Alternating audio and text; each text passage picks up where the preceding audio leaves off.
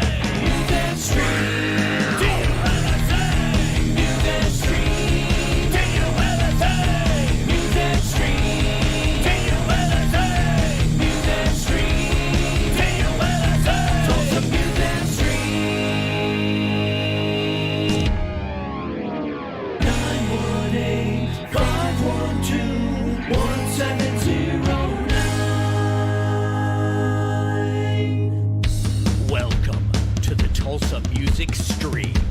And now, your hosts, Scott, Jana, and Nine. You wanted the dirt on Tulsa. You got it.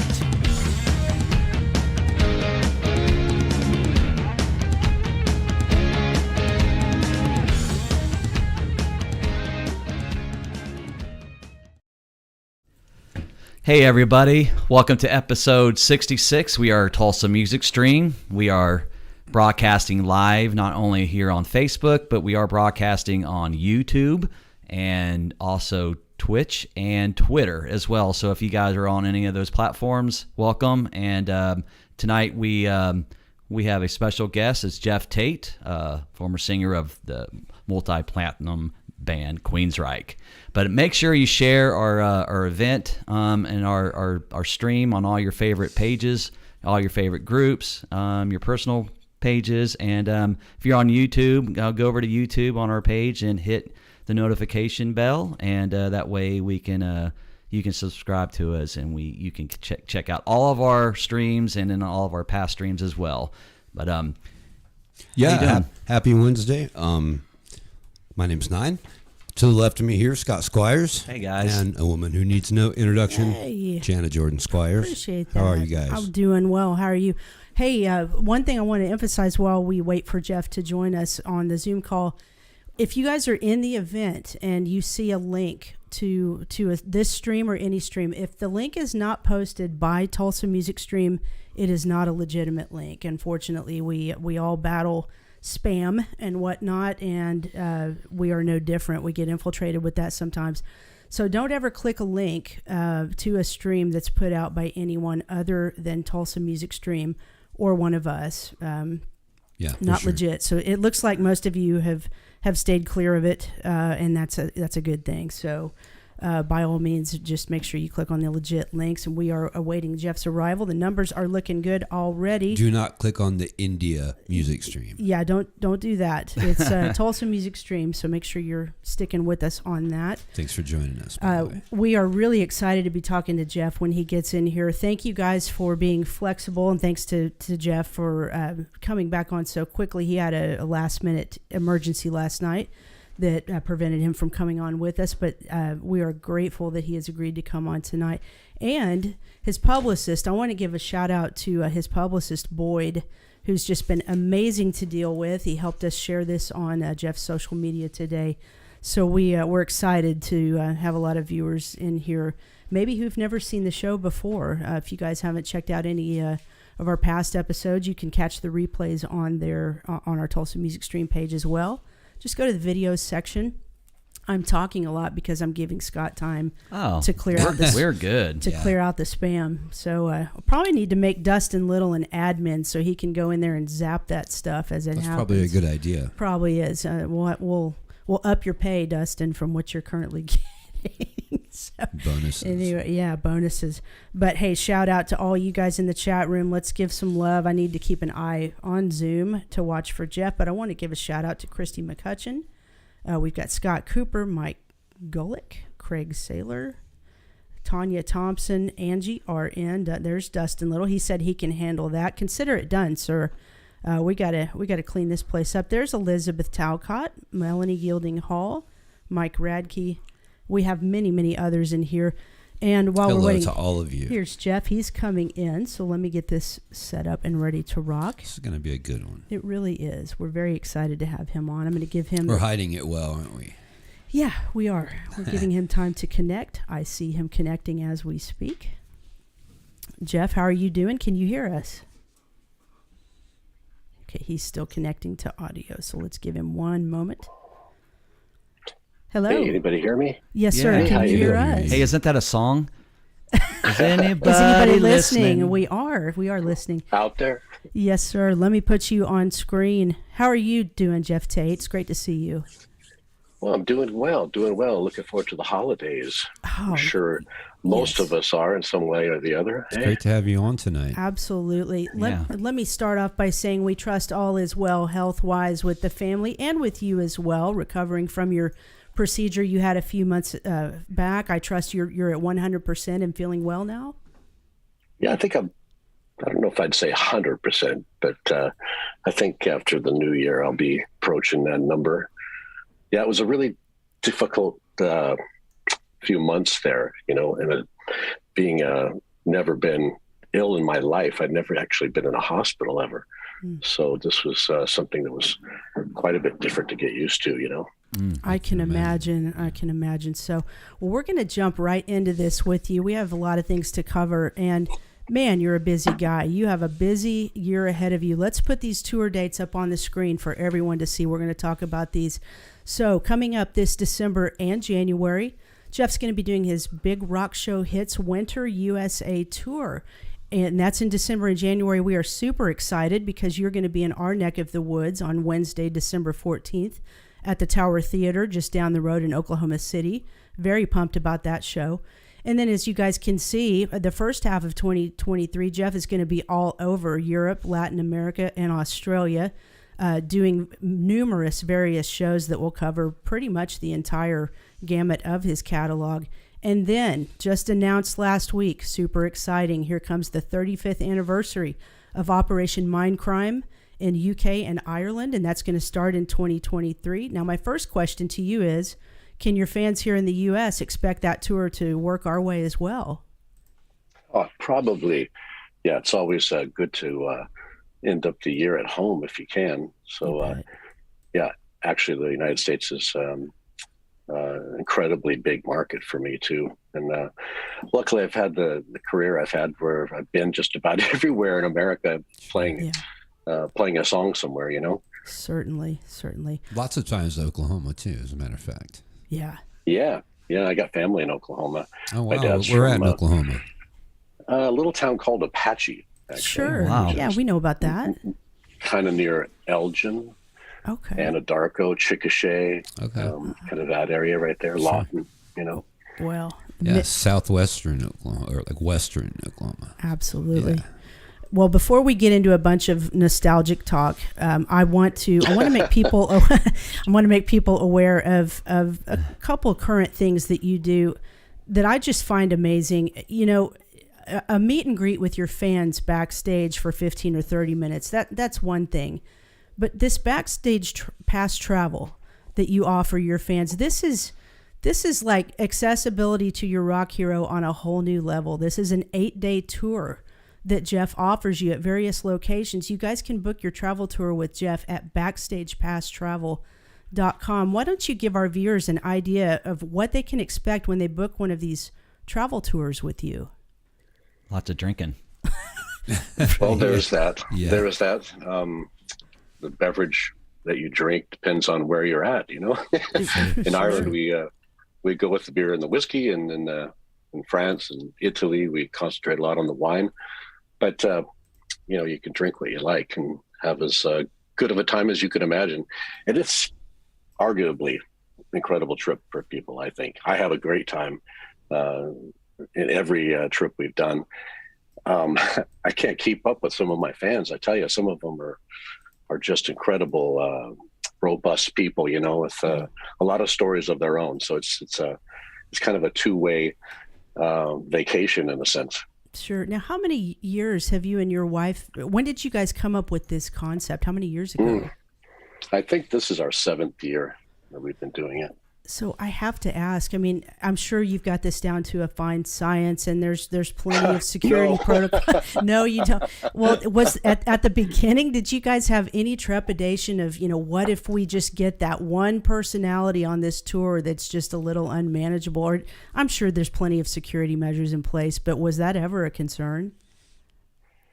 No, actually, we've been incredibly lucky with the people that we have sign up for this, and they're out to have a good time, and we try to show them what we know, what we've seen, some interesting places that perhaps are not really on the tourist guide books, Right. So it's a unique trip, definitely. Honestly, in a world of like rock cruises now and stuff like that, that's a brilliant idea. Absolutely. A brilliant idea. Yes, it is. Yes, definitely so. Scott, do you have anything for Geoff? I know you've been over there cleaning some stuff up for us. Just the fact that you're going to be out there and you're it's the 35th and you're doing Empire. You're a Mindcrime, and I mean, how relevant is that now today? The story, everything, with the climate, the political climate that's going on and everything. I mean, it kind of holds true even more so now than it did even then. Yeah, it's a good story, solid. I think it touches on a lot of the what humanity can be and is, and what we can achieve when we set our minds to it. It's a good story, and it translates with people well enough to get me to buy it. Yeah. It's a really, really intense workout, that record, and you have to be kind of in the right headspace and physical space, I think, to perform it. Yeah. So I have a few months yet. Yeah, You'll get there. A lot of your albums, you got a lot of themes going on, even your earlier albums, and Rage for Order is one of my favorite albums. Fell in love with it. I was a fan from the get-go. The Warning and the EP and all that stuff, and even for Rage for Order, with the theme of computers and things like that, even back then, before we even had computers, even that's more relevant, seems like today, with everyone, with their phones and computers and everything. It just seems like, kind of taking over everybody, and it's just so cool to like go back and listen to your lyrics on that album, and of course Operation Mindcrime, on just how relevant all that stuff is nowadays. Well, I've just finished the last. Well, no, I guess I haven't finished it yet, because I'm doing it in South America in February, playing Empire and the Rage album together, and what a treat that's been. I tell you, I never got a chance to play all the songs on either of those albums at the time they came out. So, gosh, it was a real treat for me to journey into that ground, after all these years. Can imagine, man. We were talking about that. We were talking about, like, I asked him, I said, what was it? When did you get into the Queensryche albums? And he was, like you said, he was there from the beginning. I think for me, when I heard Gonna Get Close to You, it was so sexual sounding. It was just like, wow, what a cool song. My question is, so how do you prepare to sing those songs nowadays, as opposed to when you were warming up or preparing yourself to do them, back in the day when we recorded them?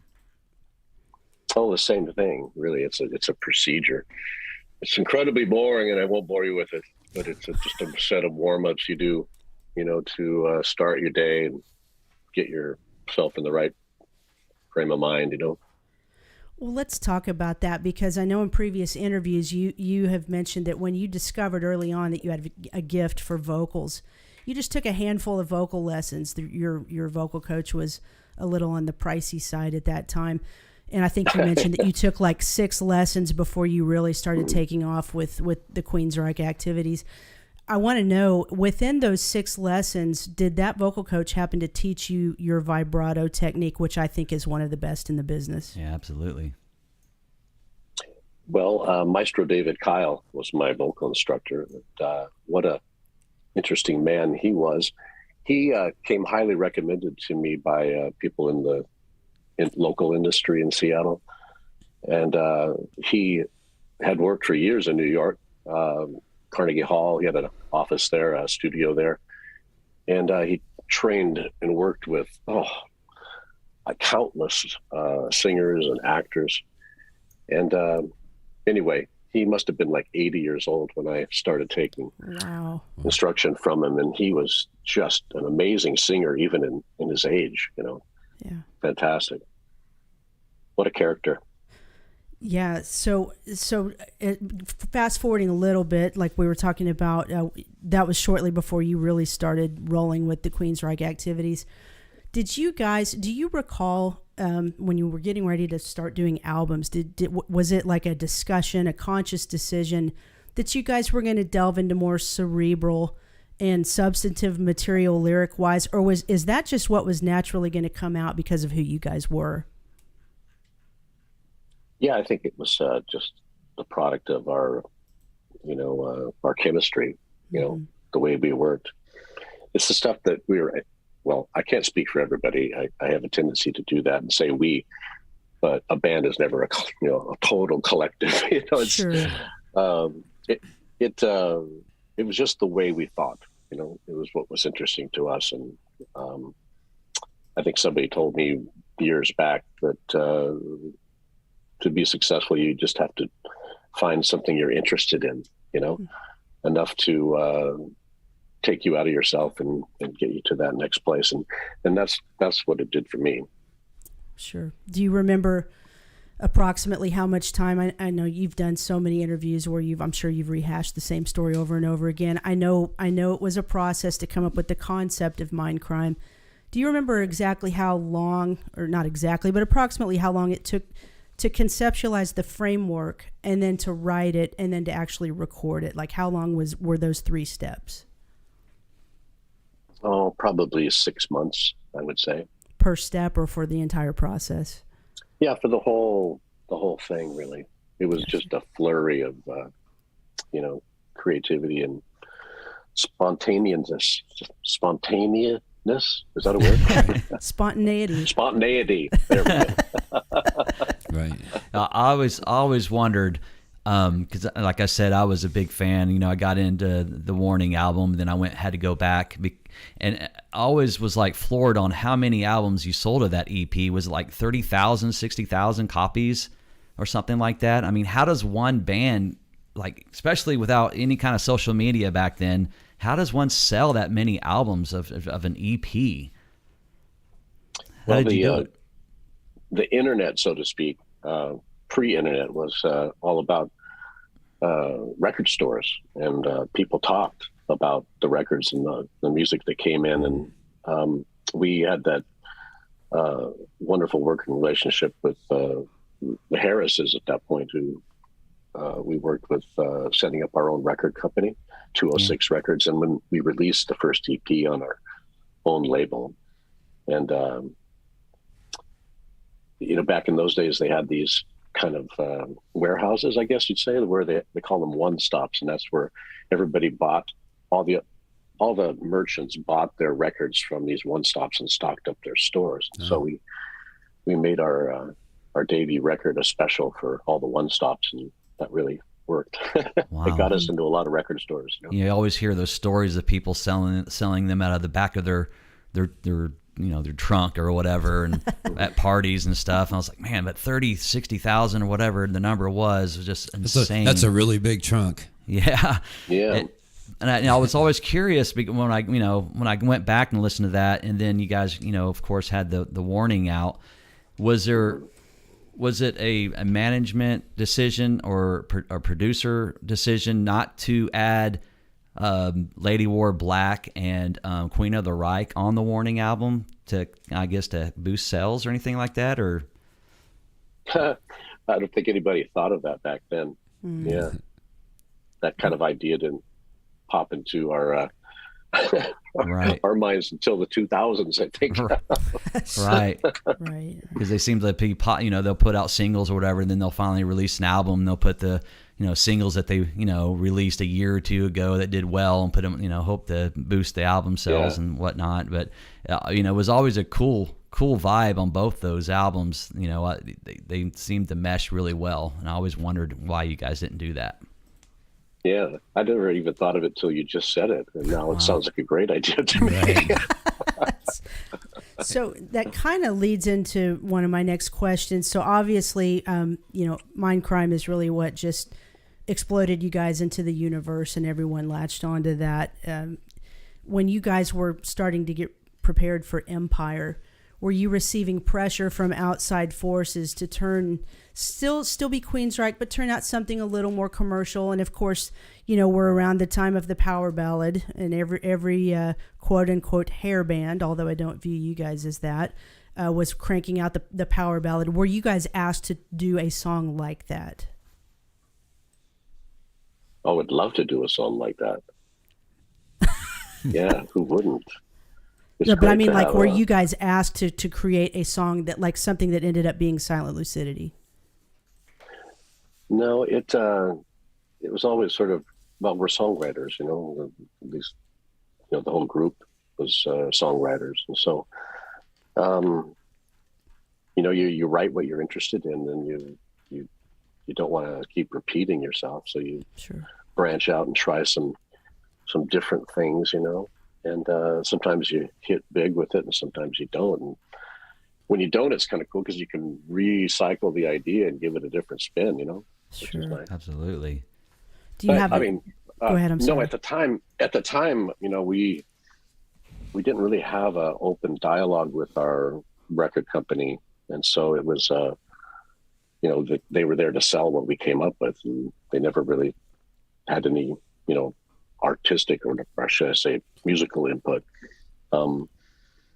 We only heard from them after we already handed it in, and they would have marketing ideas, and they were great at that. You know, that's what they're built on. I think that Queensryche, the musical integrity of Queensryche, really no record company exec was going to try to, you know, say, hey, because you know, they would push the power ballads because that was what was making the bands popular in the 80s. I don't think anybody was going to ask Queensryche to do something like that. So the thing that was always cool to me when I heard that you guys with Silent Lucidity was an acoustic version, and then you decided, or you guys sent it off to someone to put the orchestration on there. What was that like when the tapes came back and you had to listen to all that the orchestration on that? What was the feeling in the room? Well, the feeling before was that the song wasn't ready to be on the album. It didn't sound finished, you know? And so that sent us back to the drawing board, and Chris came up with the idea, I believe, of having Michael Kamen write some orchestral accompaniment to the song, sort of like he had done in the past with other pieces of music of ours. I think No Sanctuary, Roads to Madness, he worked with us on that, and on Mindcrime with Sweet Sister Mary. Did some amazing work. Anyway, Chris called him and sent him the song and the music, and Michael came back a couple of weeks later with this amazing piece. And we put it up on the tape decks to line them up and sync it together to see what his idea was, and we were all just floored. You know, it was just what the song needed. Sure. Yeah. It brought it to the next level where it sounded like a finished piece of music now, you know. Mm-hmm. And so, you know, we got the thumbs up, which from our producer, Peter Collins, who was the one that mentioned the song needed work in the first place. And we listened to his sage advice, and he was right. Yeah. It's a beautiful talk song. about, you know, Grammy nominated. You know, just your body of work is mind blowing, and you know, for us, you know, we're just local musicians, and you know, just playing a gig where, you know, we think about our little gigs and stuff, but your body of work, do you ever just sit and just like, wow, you know, I did this, and all this stuff, and then of course, you know, your Sweet Oblivion album is just rocking, and you just got all this new stuff, just constantly just coming out with all sorts of new stuff. I mean, do you ever just take a moment just to relish it? Yeah, I took a good year and a half off, I think, from writing anything. recently, and just now getting back into it again.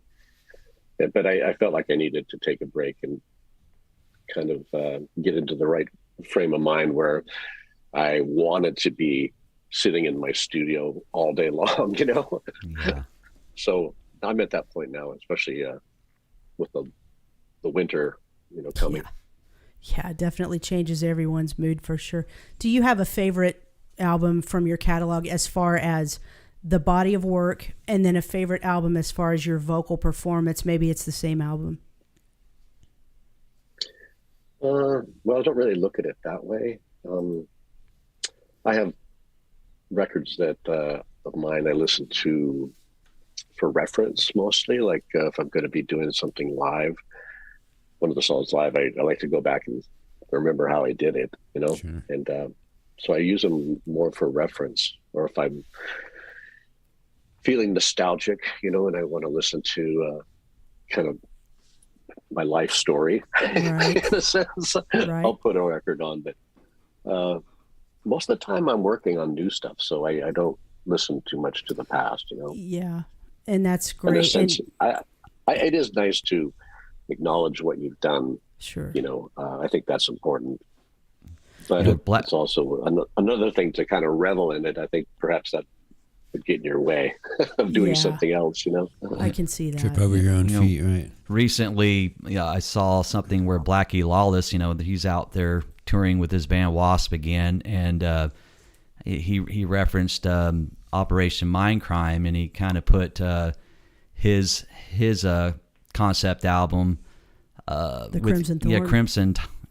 Idol. Crimson Idol, Idol sorry, with geez. Operation Mindcrime, and said that was kind of like our generation kind of compares those two, and he always felt like your album was way better than his. He hadn't listened to his own in many years, and he said he not too long ago he listened back to it, and he thought, well, it's not better, it's just that they're too different. I guess he had different ears listening to it. Do you ever go back to listening to Operation Mindcrime and have a different feeling about it than what you did in the early days?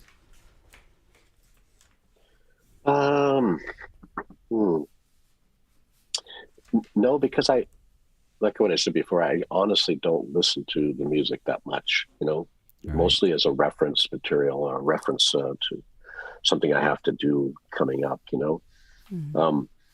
There's a song on Operation Mindcrime 2 called One Foot in Hell, which I've always wanted to play, and getting ready to play that for this upcoming tour. But I completely had forgotten how I sang it, what it was about, all the different parts. I had to really go back and familiarize myself with that. And it's fun to do that in the sense Sure. that you're kind of analyzing yourself in a way.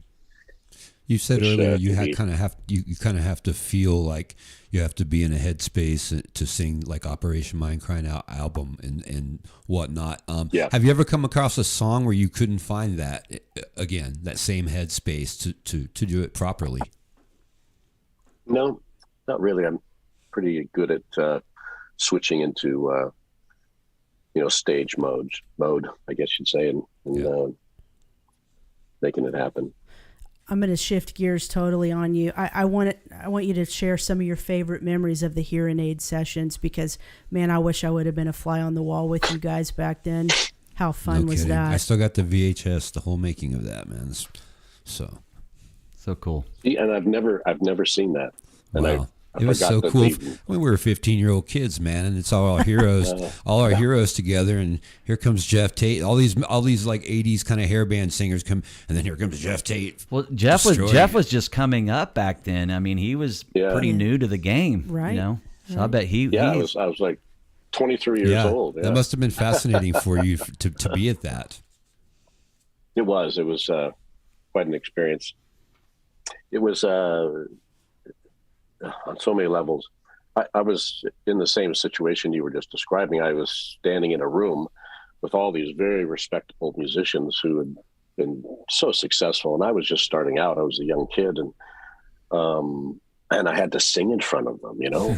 And I had to make Ronnie happy, which Ronnie was a formidable personality, right? Right. And I was so scared. I was probably wetting myself. I had my sunglasses on the whole time because I couldn't look up, you know. If I did, I would see the glass to the other side, and there was Ronnie, there was Eric Bloom from Blue Oyster Cult, and Ted Nugent was there, and you know, God, it was. I got to tell you, we just watched it again over the weekend. I don't know how long it's been since probably years since you've seen it, but you know, there's a part in the video where you deliver just this monster delivery of your vocal line and tear everybody's head off, and then you give this kind of just this sweet humility, like shrug, like was that okay? It's like you probably blew everybody's minds in the room, but that was just such a cool thing, and we just wanted to ask you, you know, your favorite memories of that, because that had to just be one of the highlights for you. Yeah, the whole experience was amazing, you know, hanging out with all those people and meeting most of them for the first time in my life as well. It was quite an honor to be part of the project, and I think it did a lot of good. It raised a lot of money and for charity, and you know, Ronnie and Wendy and everybody involved putting that together just did astounding work. Yeah, and kept the whole thing very fun. You know, where it wasn't like, it was great. It was a fun experience. You even having an experience with Alice Cooper. You're a fan of golf. We actually like to go play golf, and you have a story where Alice Cooper was kind of watching you hit your driver. Can you tell our viewers? We have a lot of viewers in the chat room right now, and they're asking a lot of questions, and we'll get to some of those questions here in a little bit. But I'm sure many of them haven't heard the story with you and Alice Cooper. Well, I'm a huge Alice Cooper fan. First off, the first live rock show I ever saw was Alice Cooper's $1 Billion Babies tour in Amarillo, Texas. And so anyway, I get invited to this golf event, and I'm not what I would call a golfer. I'm kind of a pseudo student of the sport, you know. Right. But I like playing it, and so anyway, the morning of the tournament, I was out early trying to hit some balls and get my swing, and I thwacked this ball 150 yards. You know, felt good.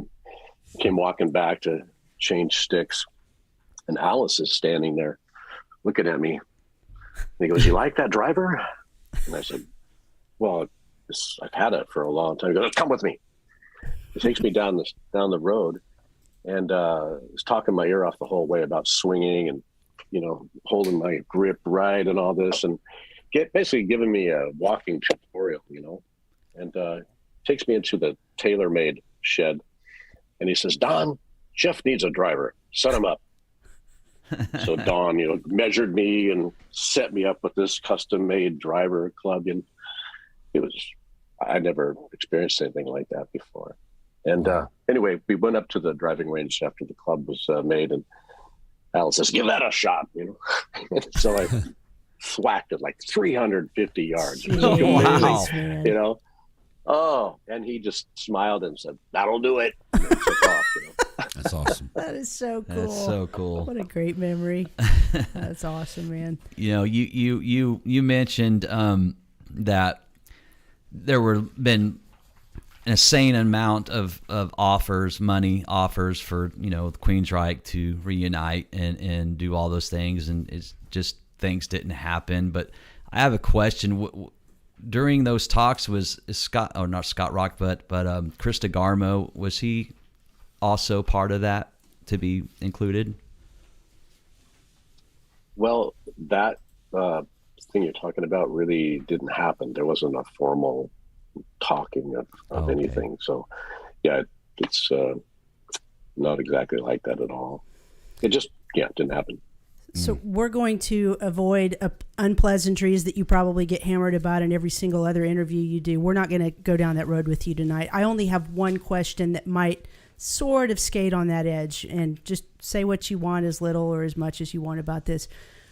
When it comes to Chris, if you watch interviews with Stephen Pearcy, he talks about Rat, and he kind of compares Robin Crosby to sort of the foundation that held things together. And when he was no longer part of the picture, things kind of started to fall apart. Do you feel that Chris DeGarmo, when things were good, and then unfortunately he decides to leave the band, was that kind of the beginning of that fabric and that foundation eroding away from the original lineup? Well, I think that we all have a life to live, and we make our choices and we do what is important to us. And he had something else he wanted to do in his life. Peace. Yeah. And yes, the band was different after he left. But that was great. We worked with lots of different people, and we had some really interesting music. And Queensryche was a band. We gave it a wonderful shot. We were a band for 30 years. That's a long time Yes, to be it making is. music together. And we had a very creative journey, along the way. And I have nothing but fond memories for 99% of my experience, with Queensryche. Sure. Well, Sorry, I'm still not sure about that. uh-oh. My watch is talking to me. She's telling you what's up. Usually Jeff. it's always us. Something like that It happens. starts. We were saying the word Queensryche, and it triggered something in the. It She started said, playing sorry, I music. didn't get that. I want to know, do you listen to new music? New music. Yeah. Do you listen to, what kind of new bands do you like? Anybody catch your ear these days? New. Well, I quite like this band called Snow Patrol. Oh, I yeah. think they're from Ireland, I think they're from Ireland. Quite like them quite a bit as songwriters. God, I like Blue October, Blue Texas. Oh, sure. They'll be coming Yeah. here to Tulsa. Yeah. Yeah, really I cool think they're band. from Really, Dallas. Yeah. really interesting music too. Yeah, Sure. but most of the time I'm working on my own stuff. But occasionally I'll hear something that grabs me, and they have that really cool program now, Shazam, and it just tells you whatever song it is. Right. Yeah. Exactly. That's convenient. So isn't it? handy. Yeah. Yeah, it's really catchy. Scott just brought up Blackie Lawless a minute ago, and we saw another clip where he was talking about how he feels that the rock star frontman is a thing of the past, and that when our generation, meaning us, you, is gone, there's no one else coming up behind to be that rock star frontman. Do you have a similar take to that? What do you think the state of music is as far as those grandiose rock stars that we hung their posters on our wall and revered them so much? Are those days over? Oh no, they're just morphed into something different now. That's that kid Post Malone. Oh my God, he's huge. Worldwide, not just in America or the UK, but everywhere. Right. Is playing. The world is playing that kid's music, and he's just having the time of his life. Sure. It's a joy watching him. Yeah, that's right. I mean, I'm guilty of being the old lady that's stuck in her 80s music. I too often don't explore new genres. I'm sure it's out there. I always it's a topic that comes up on the show a lot. Has technology killed the music industry? Because back in you guys' day, it just seems like, it still took a lot of hard work and a lot of luck, but it seems like there was more of a chance to make something of yourself back then than now, because there's so much oversaturation with YouTube and technology. But as you say, there are still rock stars coming up like Post Malone and others. Yeah. Yeah, what's that kid's name? The tall blonde kid who The one who played Tommy. Machine Gun Kelly or Machine Gun Kelly, Yeah. rock star. Right. Come on, Yeah, you're Yeah. right. Touche. Well, we like Ghost. We enjoy Ghost, and that's a recognizable frontman, I would say. Yeah. Yeah, he's very dramatic, isn't he? Yeah, he is, isn't he? Yeah. Now, That's a- we're Same 12. with that guy. Same with that guy with the German band. Oh, is it Rammstein? Rammstein. Yeah. Yeah.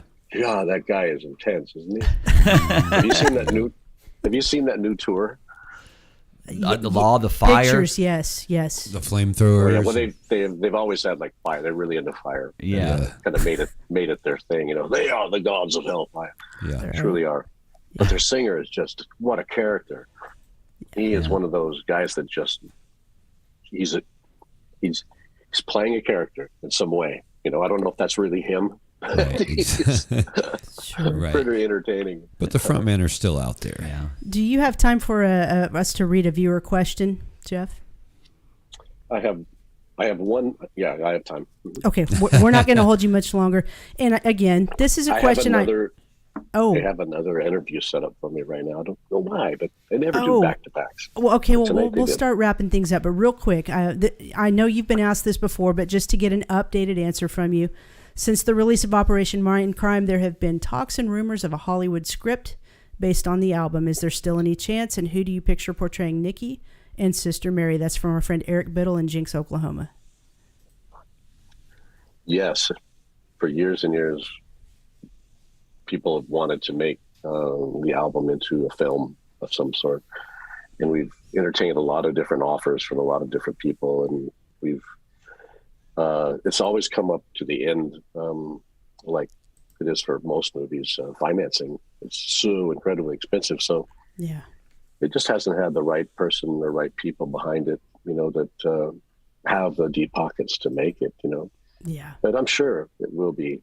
Well, it seems like if The Dirt can get made, I think Operation Mindcrime can get made as well, right? Is it going to be as scathing, though? Too funny. Did you love wasn't The Dirt great? Yeah. Oh, man. Loved it. That opening scene just bowls you over, I'm telling you. Well, hey, go ahead, Scott. It says it all, I Yeah. could have gone home after that. Jeez, it was perfect. I've seen you in Tulsa. You opened up for Metallica, and I've seen you with Suicidal Tendencies here in Tulsa. Seen you, a few times there at Rocklahoma. And even though the last time you played here at Rocklahoma, things kind of went to an odd turn for you and the band and everything. But would you be willing to come back and play Rocklahoma? Sure, I love it. Yeah. Had I think 2 really great shows in Rocklahoma before. Fantastic festival. We'd love to see you back here too. Well, if you have another interview obligation, we want to let you go to that. I do want to real quick before we let you go. Let's do the tour dates one more time. He's got to tell us about his wine too. Okay, yeah, real quick. So catch him doing the Big Rock Show hits in Oklahoma City, December 14th at the Tower Theater. Guys, just go to geofftate.com, check out all of his tour dates. And yes, get some of this Insania wine. You guys need some wine. It's cold outside. Go to geofftate.com/Insania-wine and order some. Geoff, any parting words before we let you go for the night? Well, I'd say thanks for the interview. You guys are fun. We should do this again. Oh, Hey, we would love to. Let's do it. We've got your number now, so we'll stay in touch, and we'll definitely look for you on the road. Thanks so much for your time, Geoff Tate. Everybody, thank you, Geoff. God bless Geoff. you, and Guys, we'll take talk care. to you soon. Thanks, buddy. Happy holidays. You too, my buddy. friend. You too. Bye-bye. There you go, Geoff Tate. Awesome. Off to another interview. Thank you, guys. Thank Thanks, you. Thank buddy. you, Geoff. We'll see you. What a great guy. Yeah. Sorry to cut that short, but I could tell he needed to roll. Oh, What's the sorry matter? about that. Oh, I switched to the wrong screen. there you That go. was Geoff crazy. Tate. And hey, guys, what solid viewership. We're sorry that we did not get to more of your questions. He was kind of in a hurry, but it was still an excellent, excellent interview. And if you didn't catch it all the way through, go back and catch the replay, which will be up just as soon as we sign off. They can tell all their friends they hung out with us and Geoff Tate. too. How do you guys feel? Is everybody okay? Are you in a good headspace? I'm fine. Why? I'll just making sure.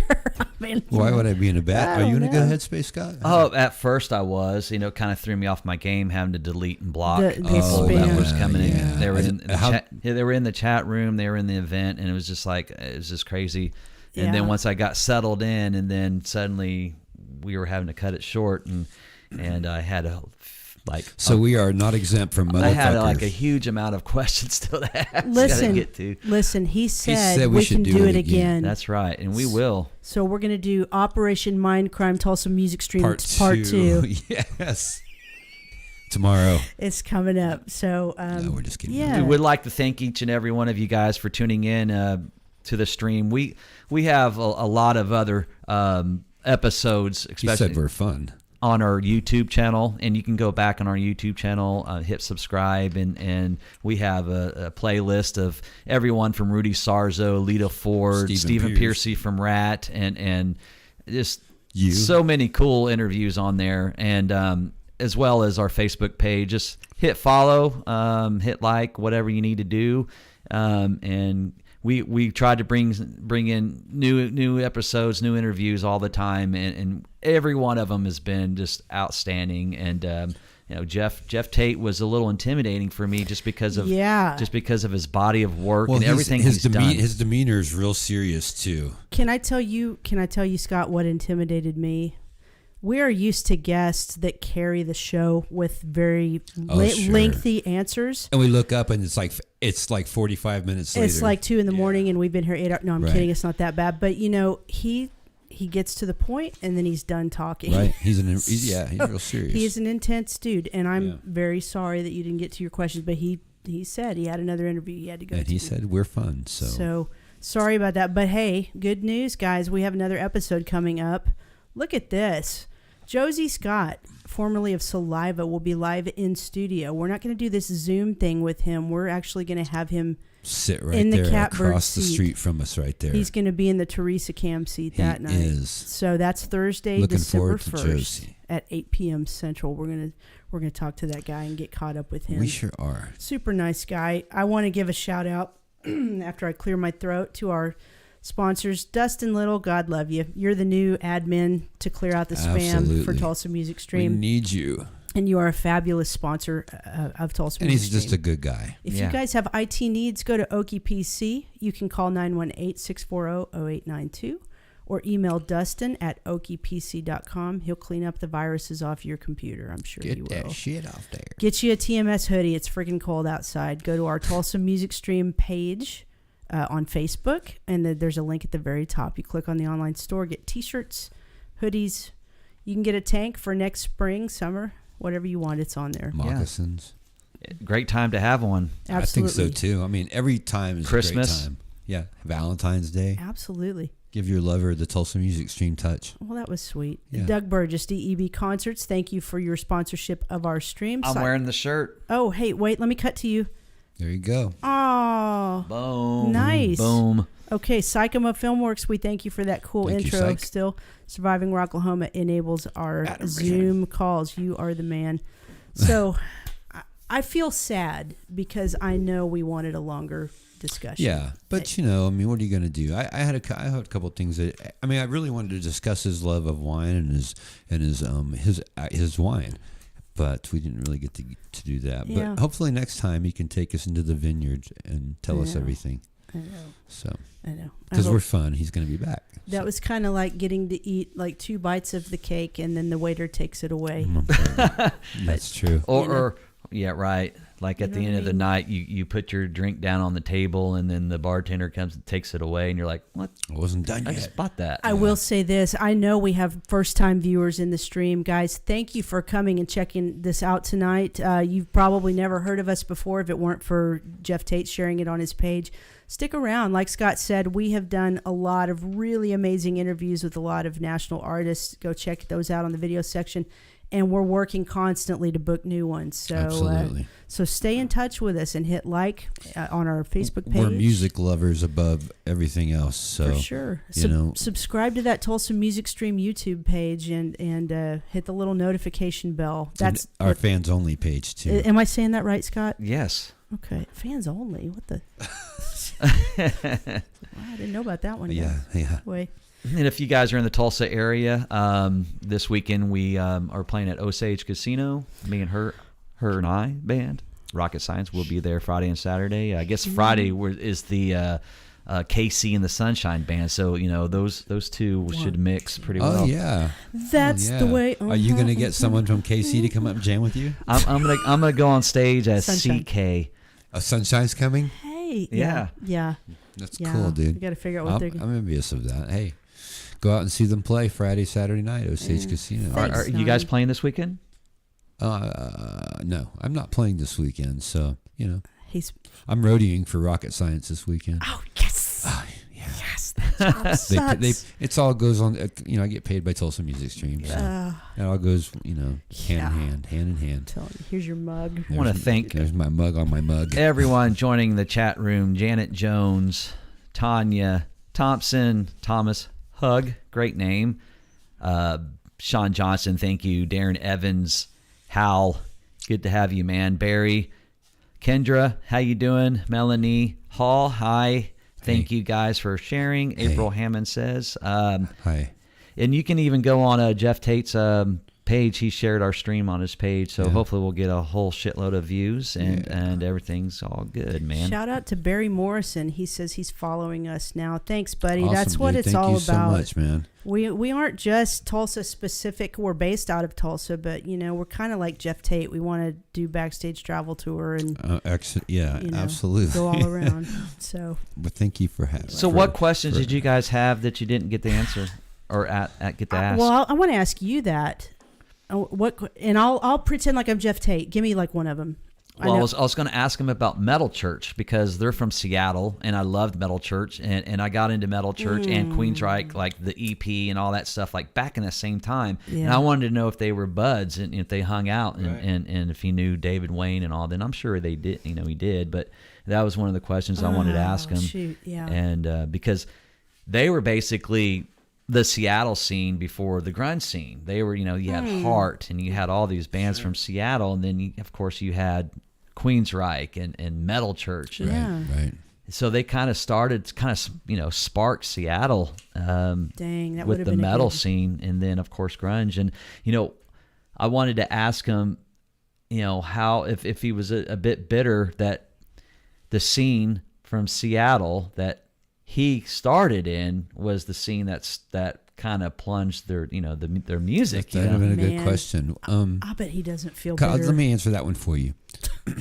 No, I really don't think about that at all. I just concentrate on what I do, and then I just move on. There you go. And you know what? That probably would have been his answer. Yeah, And he's a forward. It probably didn't bother him at all. He is a forward-thinking guy, and that was one other thing I wanted to mention to him, which like the past. who am I? But I wanted to say to him, props to you for not living in your past, because let's face it, guys. Some of these bands are just riding on the laurels of what they've done in their past work. Yeah, it's tougher to make new music. Absolutely. Man. It's a lot tougher to do that, and so props to him for doing that. And then with my question about Lady Wore Black and Queen of the Reich, if they would have added that on their full length The Warning album, if you sell an EP 30,000 by yourself, 30, 60,000, whatever it was, if by yourself on those songs, why would the record label not go, well, shit, let's put this on, on a full length album to help boost it? And he was like, man, we didn't even think about that.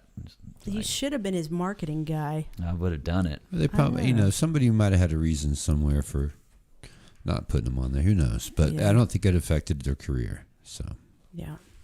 Well, it was great. Even though it was just 2 bites of the cake, it was a mighty fine cake. It was very good. We're very appreciative of Geoff Tate. And again, thank you, Boyd, for being such a cool dude and hooking us up on that. Yes, sir. Thank you, sir. We're coming for more later. Yeah. So if you guys don't have anything else, I'm going to wrap this up. Yeah, go ahead. What do you think we got Saliva coming? We talked about that. No.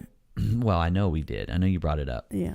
But he's going to be in studio, and that's going to be cool. And I just met him last week or 2 weeks ago, whatever it was. Yeah. And I've never met him before, and he was a really nice guy. I wanted to get him on stage because we used to do, back in Octane Blue, we used to do Click, Click, Boom, and we used to do, what was the Ladies and Gentlemen. Mm-hmm. And had we had those ready, and he showed up, we were like, hey, man, by the way, sure, yeah. we got this and this. You can come up and do both of them. Yeah. Do you think he would have stuck around? If definitely, because, yeah. Could we have said, hey, we're going to do those for our last 2 songs of the third set, and then just held them there the whole night? No. We would have make him stay the whole night. I would have brought him up first, because right there at the beginning of the second set. Hey, if you take anything away from Tulsa Music Stream tonight, remember, we are fun. That's right. Fun and unprofessional. No, I used a lot of big words with Geoff tonight. I brushed up on my my vocabulary. I used the word cerebral. Okay. I used the word substantive, which I almost mispronounced. Didn't I hear demagoguery out of your mouth too? Then I said crimson thorn and blew the whole thing. I should have said crimson idol. But whatever, it doesn't matter. We knew what you meant. There's still 32 people watching the 54 our over here. ridiculousness. Our 54. banter. Hey, thanks for staying with us. Yeah, though. We 54. appreciate that. Right. Okay, one more time, guys. We are going to be back. Let me see if I can find it. Where is it? Oh, we're going to be back Thursday, December 1st, 8 p.m. Central. Mr. Josie Scott of Saliva will be live in studio here at Tulsa Music Stream. And we want to tell you guys, we wish you a very happy Thanksgiving. Don't fight with your relatives. Don't talk politics. Talk football. Talk turkey. Just keep it light, okay? And then go run around the block about 5 times after you eat. That's my advice to you. So, you guys got anything else? I'm good. I just Thank want you to guys. say thank you to everybody, and thanks to you too. And everybody have a great night, and Yeah. we'll see you next time. Thank you, guys. See you December 1st. Happy Thanksgiving. Much love from Tulsa Music Stream to you. See you soon.